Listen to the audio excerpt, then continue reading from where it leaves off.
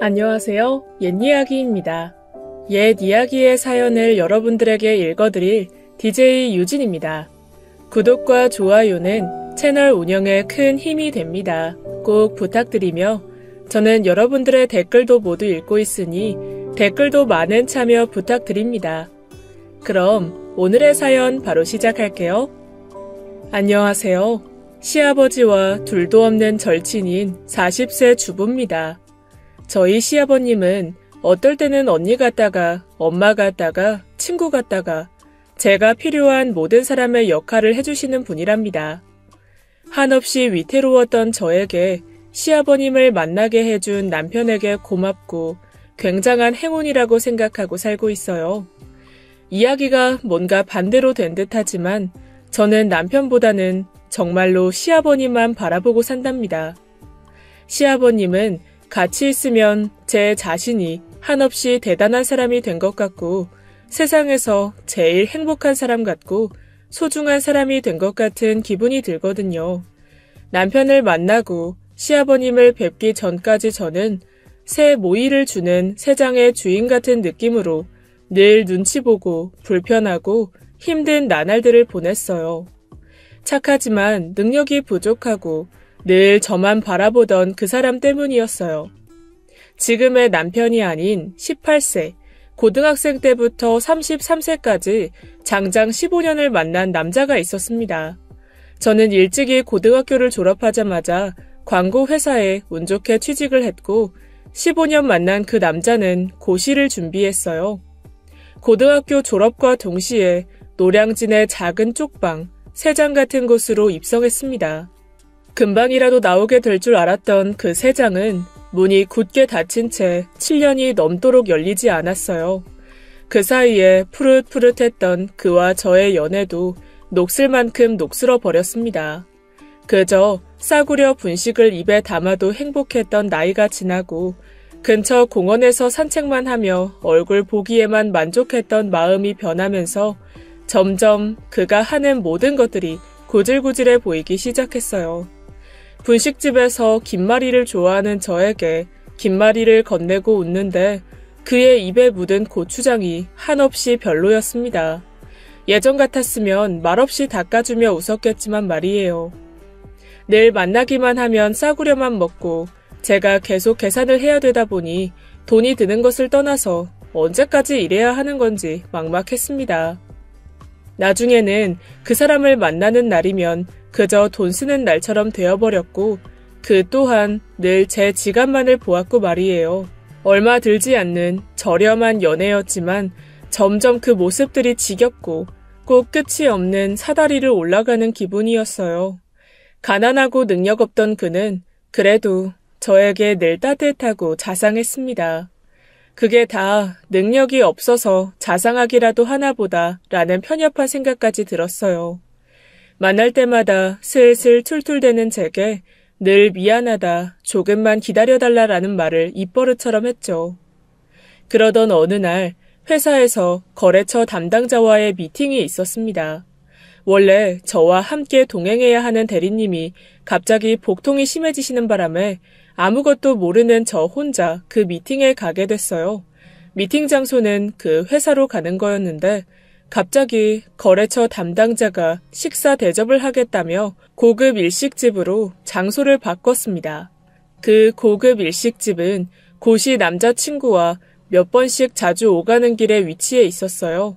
그래서 지나다닐 때마다 고급 정장을 입고 그곳으로 들어가는 커플들을 보면서 난 저럴 수 있을까 하고는 부러운 눈으로 바라보곤 했었습니다. 그래서 잘 알고 있는 식당이었어요. 일식집에 들어서고 한참을 기다려도 거래처 담당자가 오지 않았어요. 어차피 저는 미팅을 하고 바로 퇴근하는 일정이라서 고급 일식집에 머무는 것도 괜히 들뜨고 하니 오래 기다린 줄도 모르고 있었습니다. 1시간쯤 지났을까? 그 거래처 담당자가 나타났어요. 늦을까봐 뛰어왔는지 이마에는 땀이 맺혀 있었고 절 보자마자 정중히 90도로 인사하며 늦은 것에 대한 사과를 했어요. 전 별로 상관이 없었기에 연신 괜찮다고 말씀을 드렸는데도 대화 중간중간 몇 번씩 죄송하다고 사과를 했죠. 거래처 담당자는 와이너리를 운영하는 사람이었고 저희 회사에 광고를 의뢰할 사장님이셨어요. 광고 시안을 보여드리고 천천히 대화를 이어갔습니다. 그런데 저도 모르게 그 사장님의 외면을 계속 보게 됐습니다. 고시 남자친구와 만날 때와는 사뭇 다른 어른 남자의 느낌이었어요. 비싸 보이는 시계와 깨끗한 가기선 셔츠, 고급 가죽 지갑, 그 옆에 자동차 키. 평소에 절대 볼 수 없는 모습이었고 음식이 나오는데 도대체 어떻게 먹어야 하는지 모르겠는 거예요. 그런데 그 사장님은 당황하지도 않고 제가 민망하지 않도록 먹는 방법을 일일이 설명해주면서 저 모르게 제가 많이 먹는 생선 부위들을 주인에게 추가로 더 주문해주기도 했습니다. 그리고 대화 중간중간 풍겨오는 향수 냄새가 너무나 좋았어요. 담배 냄새와 조금 섞인 냄새이긴 했지만 정말 성공한 남자의 냄새 같았습니다. 미팅이 정리가 되고 바로 집으로 가려는데 갑자기 그 사장님께서 가는 길이니 집에 데려다 주겠다고 하셨어요. 그래서 집 말고 남자친구 얼굴이나 볼 겸 노량진역 쪽에 내려달라고 했죠. 제가 차는 잘 모르지만 굉장히 고급스러워 보였고 차 앞머리 쪽에 표범 같은 게 달려 있었어요. 차 안에는 가죽 냄새와 사장님에게 풍겼던 향수 냄새와는 또 다른 향기가 났습니다. 원래 좋은 차는 소리도 잘 안 나는지 너무 조용해서 가는 동안 어색할 정도였죠. 마지막까지 젠틀한 그 사장님은 저를 내려주고도 자신도 같이 내려 꾸벅 인사를 했습니다. 뭔가 그 사장님을 만난 하루가 꼭 꿈을 꾼 듯한 느낌이 들었어요. 저와는 많이 다른 세상의 사람을 만나서 그런 건지 몰라도 말이죠. 전 괜히 자랑하고 싶은 마음이 들었는지 고시 남자친구에게 컵라면을 잔뜩 사서 주고는 생각 없이 마구 떠들어댔습니다. 오늘 거기 갔다? 그 비싸 보이는 일식집 있잖아. 거기서 코스 요리도 먹고 진짜 장난 아니더라. 그리고 오늘 미팅한 사장님 무슨 향수 쓰는지 너무 궁금했어. 또 차를 태워주셨는데 차가 진짜 조용하더라. 의자도 너무 편했어. 무슨 꼭 공주님 된 것 같더라.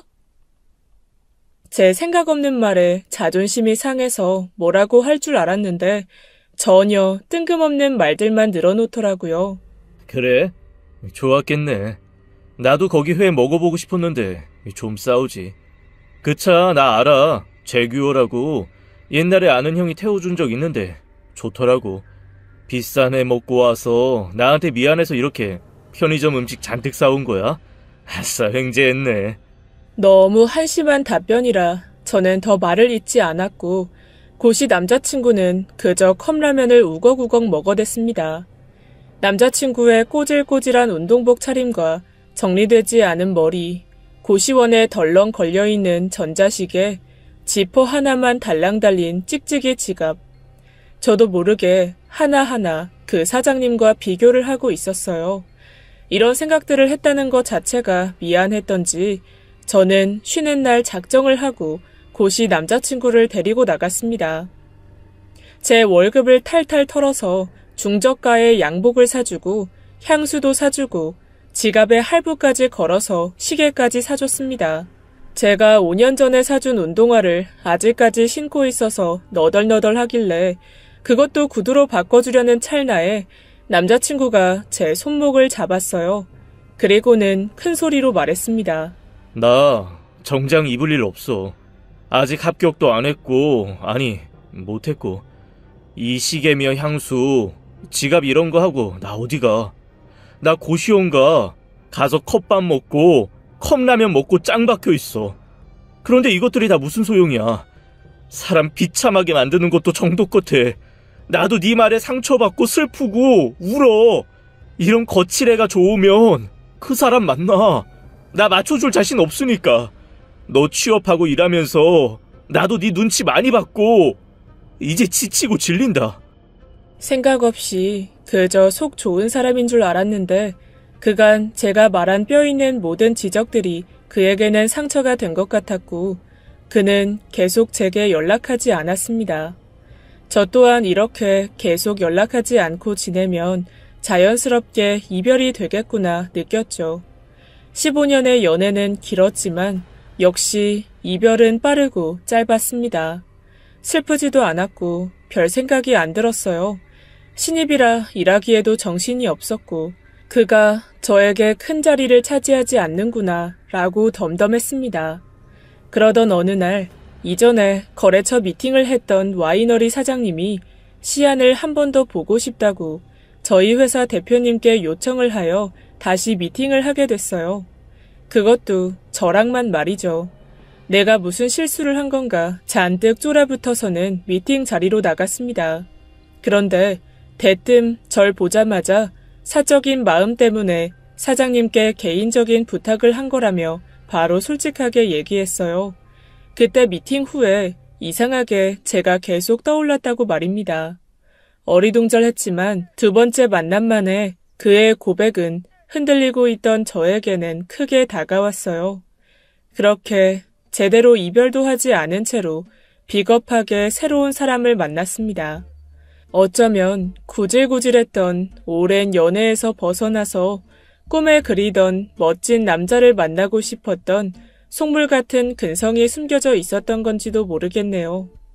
그와는 점심값을 고민을 하지 않아도 되고 계산대 앞에서 눈치 싸움도 필요 없었습니다.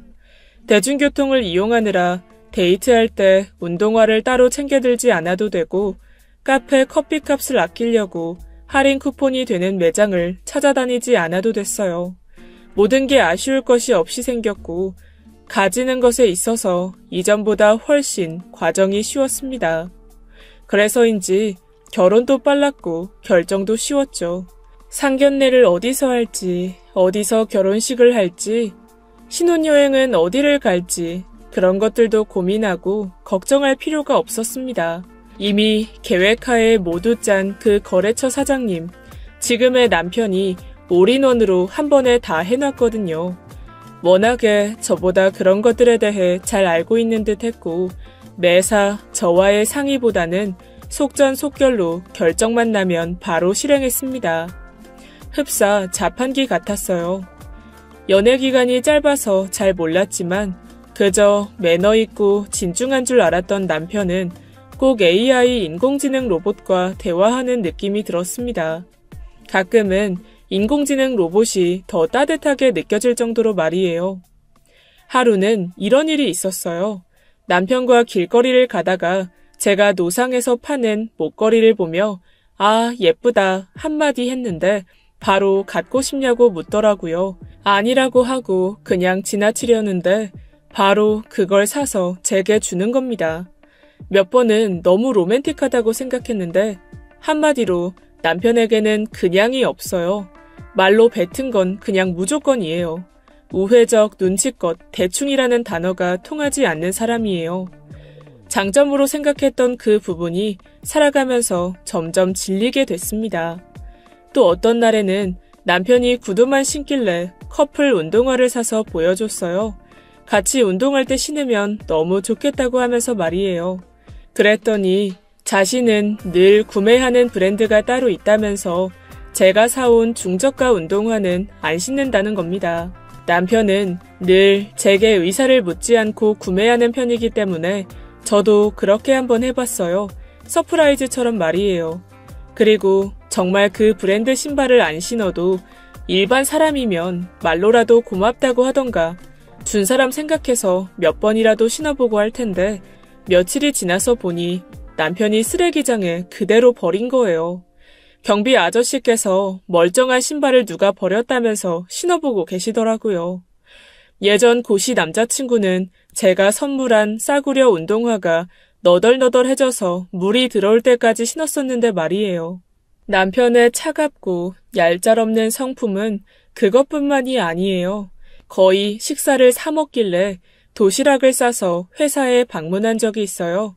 직원들도 많았고 그래서 보는 눈들도 많았는데 제게 이 시간에 왜 왔냐며 정색을 하더니 제가 쑥스러운 듯 도시락을 건네니까 이미 직원들과 식사 예약이 되어 있고 제가 싸온 도시락은 안 먹겠다는 거예요.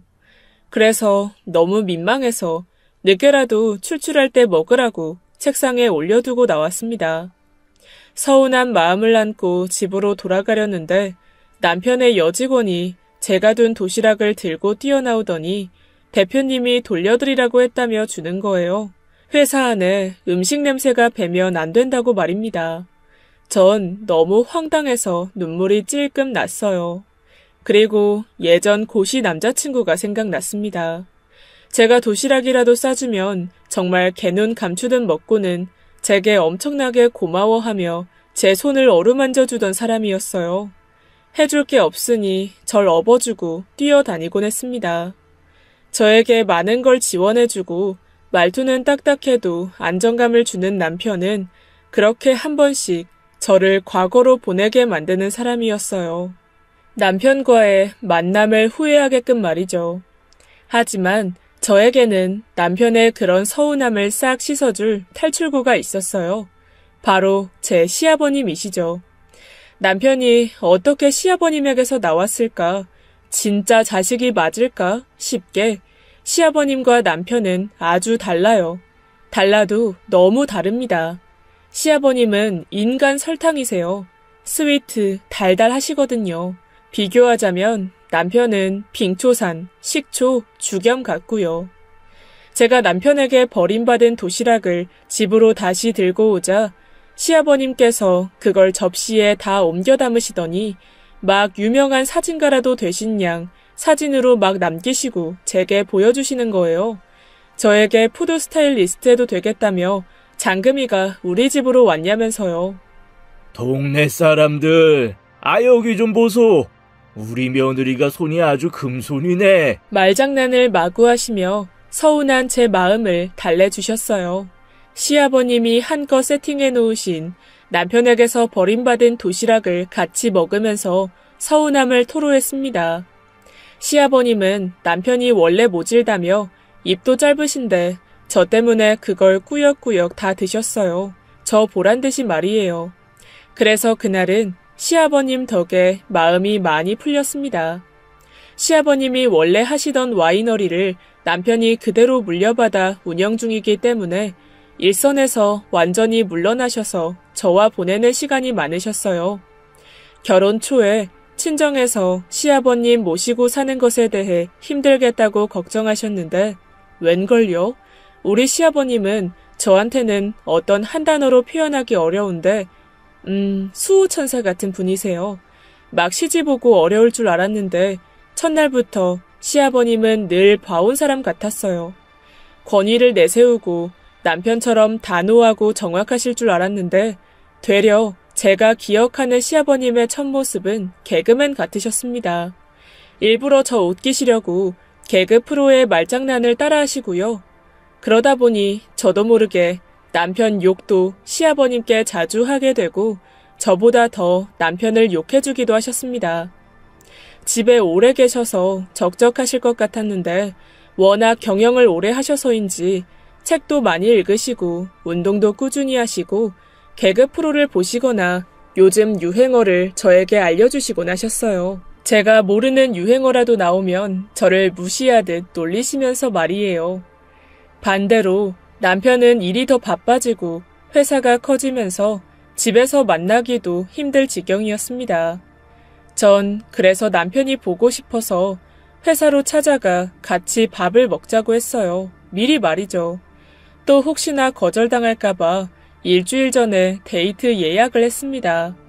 오랜만인지라 옷장에서 여러 벌의 원피스를 꺼내 입어보고 시아버님께도 이게 낫냐 저게 낫냐 물으며 1시간 내내 옷을 골랐어요. 잔뜩 빼입고 남편에게 갔는데 남편은 절 보자마자 미간이 살짝 찌푸려지는 겁니다. 그러더니 제 원피스를 가리키며 너무 싸구려를 입고 다니지 말라는 거예요. 회사에 다른 직원들 눈도 있고 그래도 대표의 아내인데 너무 가벼워 보이는 의상이라고요. 사실 예전에 길거리에서 산 원피스인 건 맞아요. 저렴한 원피스인 것도 맞고요. 다 맞는데 제 가슴도 같이 팡팡 맞은 느낌이었습니다. 절 보자마자 남편은 제 손목을 잡고는 바로 근거리에 있는 샵에 데려가서 어두운 색의 원피스를 골라 잡더니 그걸로 입으라고, 당장 갈아입으라고 했어요. 원피스를 갈아입고 남편은 저를 집으로 데려다 줬습니다. 제 촌스러운 원피스 때문에 점심시간이 다 지나버려서 다시 회사로 들어가야 한다고 말이에요. 아무리 그래도 밥이라도 먹고 가자고 했는데 단호하게 절 뿌리치고 휑하니 차를 몰아서 가버렸어요. 집 앞에 덩그러니 남은 저는 그 기분으로는 도저히 집으로 들어가기가 싫어서 집안에 계신 시아버님을 불렀습니다. 그랬더니 시아버님이 제 운동화도 같이 들고 나오시더라고요. 안 그래도 남편에게 이끌려 백화점 여기저기를 걸었더니 발이 잔뜩 벗겨졌는데 시아버님의 그 모습에 또 금세 웃음이 났어요. 어딜 가고 싶은지 물으셔서 저도 모르게 노량진이라고 답했고 시아버님과 지하철을 타고 4년 만에 갔습니다. 비린내 나고 구질구질한 늘 다니던 그곳을 말이에요. 도착하니 여전했어요. 목표만을 보고 달리는 사람들, 바빠 보이는 길거리, 모든 게 저렴한 상가들까지 그 속에 저만 변해 있더라고요. 억지로 마음에도 없는 비싼 원피스를 입고 있는 제가 말이죠. 오랜만에 시아버님과 컵밥도 먹고 500원, 1000원 하는 군것질거리를 사기도 하면서 한참을 돌아다녔어요. 시아버님께서도 연세가 있으시니 그쯤 하고 차를 불렀습니다. 추억의 장소를 뒤로 하고는 차에 타서 이동하는데 횡단보도 앞에 차가 멈춰섰고 고시생일지 학생일지 상인일지 모를 많은 사람들이 횡단보도를 건너는데 한눈에 그가 보였습니다. 15년을 만나고 한순간에 버린 그가 어떤 여자와 한박 웃음을 지으면서 길을 건너고 있었어요.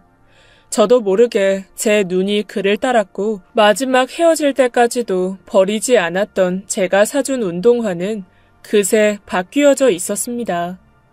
여전히 운동복 차림에 허름한 인상이었고 아직도 고시 합격은 안 됐는지 그곳에 있었고요.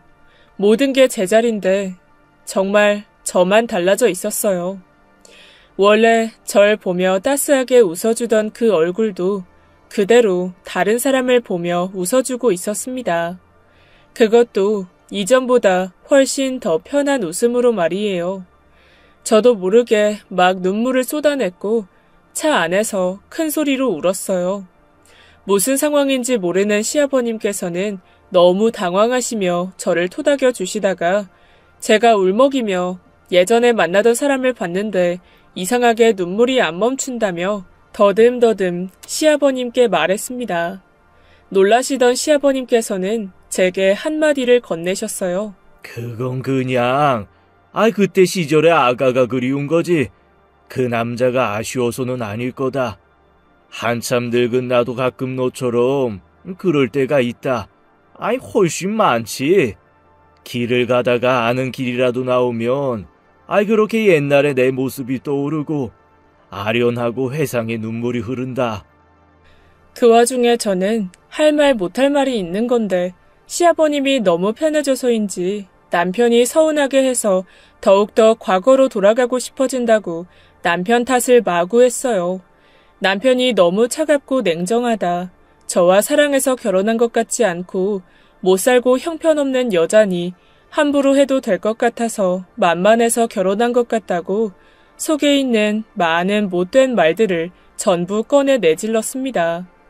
한참을 말없이 들어주던 시아버님께서는 집에 도착할 때까지 아무 말이 없으셨어요. 정신없이 털어놓던 저는 울음이 조금 그치자 그제야 제가 큰 실수를 했구나 하는 생각이 번쩍 들더군요. 집에 도착해서는 방 안에 박혀 가만히 앉아있던 저를 거실로 부르셨습니다. 이번에는 정말 단단히 혼나겠구나 하고는 눈을 질끈 감고 나갔어요.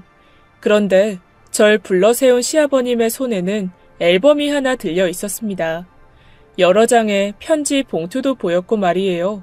앨범을 먼저 펼쳐서는 남편의 모든 사진을 보여주셨어요. 지금과는 많이 다른 남편의 모습을 말이에요. 앨범 속 남편은 너무 해맑아 보였습니다. 장난을 치는 모습도 있었고, 울고 있는 모습도 있었고, 그렇게 다양한 표정을 지을 수 있는 사람이구나 싶었어요. 앨범 속 아이가 제 남편이 맞는지 의심스러울 정도로 달랐고, 고등학교 이후부터는 앨범에 사진이 없었습니다. 아무래도 남편이 차가워진 시점이 아닐까 싶었어요. 시아버님께서 편지도 보여주셨어요. 편지들은 온통 남편이 시어머님께 쓴 것들이었어요. 시아버님에 대한 내용은 단 한마디도 없었습니다. 부자가 워낙 성향이 많이 다르니 잘 안 맞았었나 보다 했는데 생각 없이 제가 차 안에서 털어놓았던 것처럼 예전 이야기를 해주셨어요. 남편이 달라진 건 고등학교 졸업할 때쯤 시어머님이 돌아가신 시점부터라고요. 원래는 시어머님처럼 정도 많고 남들 부탁도 잘 거절하지 못할 정도로 여리고 감성적인 성격이었다고 말입니다. 시아버님께서 오히려 지금의 남편의 모습과 똑같으셨다고 말이에요. 상상도 되지 않았지만 앨범 속 단 한 장도 없는 부자의 사진과 시아버님께는 단 한 번도 보낸 적이 없는 편지들을 보니 어느 정도 연상이 됐습니다. 시아버님 사업을 이어가야 하는데 남편은 소설가가 꿈이었다고 해요. 그래서 고등학교 때 진학 관련해서 시아버님께 큰맘 먹고 털어놨는데 그 자리에서 세게 뺨을 때리셨다고 했습니다. 시아버님 자신의 손바닥을 펼쳐 보이시면서 제 손은 금손인데 시아버님 손은 엘사의 손이라면서요. 그때 그렇게 손찌검 하신 걸 내내 후회하신다고 하셨어요. 그걸 계기로 남편은 작정한 듯 원래 꿈을 포기하고 미친 듯이 와이너리에만 매진했고 그 덕에 사업은 탄탄해지고 좋아졌지만 그럴수록 남편은 더욱 냉철해지고 냉정해졌다고 하셨습니다. 그리고는 결심하신 듯 저에게 달래듯 말씀해 주셨어요. 내가 여태 참 소극적이었는데 며느리를 더 울릴 순 없으니 이 때렸던 손을 다시 한번 내밀어 볼까? 또 때리시려고요? 안 돼요, 아버님. 아니 누가 보면 깡패인 줄 알겠다. 아들한테 내밀어 볼게, 이 손. 그땐 그게 무슨 말인지 몰랐어요. 그런데 일주일이 지나고 2주일이 지나고 남편이 조금씩 달라졌습니다. 원래 아침에 출근 전에 말없이 획 집을 나서는데 잠결에 들리는 소리가 한 번씩 아버님 방을 둘러보고 나가는 듯 했어요. 그러다 어느 날 시아버님께서 저희 부부 안방에서 나오시길래 제가 쳐다보니 시아버님이 쉿 하고는 손가락으로 입을 가리시더라고요. 뭐지 하고 방안을 보는데 남편이 방금 벗어둔 재킷에 삐죽 튀어나온 종이가 보였어요. 슬쩍 꺼내보니 시가 적혀 있었죠. 시아버님께서 직접 쓰신 자작시 같았어요. 그렇게 몇 달간을 시아버님과 남편은 서로의 시를 교환하는 듯 했습니다. 내용은 저도 모르지만 남편이 시어머님께 보냈던 편지들처럼 본인의 마음을 시에 담아 전했을 겁니다. 냉정한 모습 뒤에 가려진 문학 소년을 꿈꿨던 남편의 감성에 맞춰 시아버님께서 정말 손을 내미신 거였어요. 오히려 노골적으로 미안하다, 미안했다, 용서해라 라는 서두르는 편지였다면 아마도 남편이 받아들이지 않았을 거예요. 무심한 아버지인 듯 해도 시아버님은 남편에 대해 그 누구보다 잘 알고 있는 듯 했습니다. 무언가 달라진 집안 분위기 속에서 남편은 정말 달라졌어요. 어느 날은 제 앞치마에 남편의 쪽지가 들어 있었습니다. 긴 말 없이 그저 꿈에만 나오더니 난 꿈을 이뤘어 라고 이해하기 힘든 말을 남긴 거예요. 그래서 곧바로 그 쪽지를 시아버님께도 보여드렸어요. 모든 걸 다 아시는 분인데 그건 진짜 무슨 말인지 모르겠다고 오히려 제가 잘 알 테니 잘 생각해보라고 하셨습니다. 결국 남편이 퇴근해서 돌아올 때까지도 몰라서 직접 물어보게 됐어요. 그랬더니 머뭇머뭇 한참을 망설이다가 처음 만났을 때 그때 밤 꿈에 당신이 나왔어. 그 다음 날도 또 그 다음 날도. 그래서 당신 회사 대표님께 처음으로 부탁했지. 다시 보게 자리를 마련해달라고. 그 말을 듣는 순간 제 얼굴이 얼마나 빨개졌는지 열이 확 오르는 게 느껴지더라고요. 그리고 그런 따뜻한 말을 남편에게 하도 들은 적이 없어서 그 한마디의 파급력은 정말 어마어마했습니다. 그 쪽지가 너무 좋아서 코팅해가지고 지갑에 넣어 다니고 생각날 때마다 꺼내보게 되었어요. 꼭 고등학생 때 첫사랑에게 고백을 들은 순간 같은 느낌이었답니다. 그렇게 남편은 조금씩 애를 쓰는 느낌이었고, 그래도 아직은 시아버님과 대화를 하는 모습은 보이지 않지만 시간은 조금 걸려도 다 좋아질 것 같았어요. 하지만 시아버님의 시간은 많지 않았어요. 한 번씩 체력이 많이 떨어지셔서 연세 때문이신 줄 알았는데 같이 들른 병원에서 간세포암이 진행 중이니 빠른 이식이 필요하다는 절망적인 소식을 접했어요. 놀란 저는 바로 남편에게 이 소식을 알렸고 단 한 번도 일을 쉬지 않았던 남편은 처음으로 모든 걸 제쳐두고 검사를 받았습니다. 그리도 다른 부자가 천운이었는지 남편의 간을 시아버님이 받을 수 있었어요. 남편은 주저없이 원래 성격대로 빠른 수술을 원했고 한 주간 병원에서 입원해서 여러 검사들을 거쳤습니다. 남편과 시아버님께서 나란히 병원복을 입고 병원 베드에 누워있는데 그제야 정신이 든 저는 너무 심란했어요. 간 이식이라는 게 누구한테 쉽게 뗐다 붙였다 하는 것도 아니고 이식받는 사람도 주는 사람도 많이 힘들다고 말이에요. 저에겐 두 분 다 너무 소중한 가족이기에 저 혼자서만 둘을 바라보기가 너무 힘들었습니다. 무서웠어요. 그 와중에 그런 저를 의식하셨는지 시아버님께서는 더욱더 저를 위해 노력하셨습니다. 병원복을 뒤집어 입고는 장난을 치기도 하시고 제가 진지한 표정을 지으면 못난이 인형 닮았다면서 놀리셨어요. 제가 걱정할 틈을 안 주시려는 듯이 말이에요. 그렇게 온 가족이 병원에 박혀 지내다가 수술 전날 전 남편과 시아버님 사이에 작은 매트를 깔고 누웠습니다. 오전 일찍부터 수술을 시작해서 최선의 방법이었어요. 남편과 시아버님은 집에서 쉬라며 계속 보내려고 했지만 그 큰 집에 저 혼자 있는 게 더더욱 무서웠거든요. 누워서 잠이 막 들락말락하는데 시아버님과 남편의 대화가 들려왔어요. 안 무서우냐? 그래도 간 이식해주고 나면 많이 힘들다 하더라. 자식이라고 해서 꼭 당연하게 이식해줄 필요는 없어. 뭐 대단한 부모라고. 걱정 마세요. 저 간이 배 밖으로 나온 놈이라 상관없어요.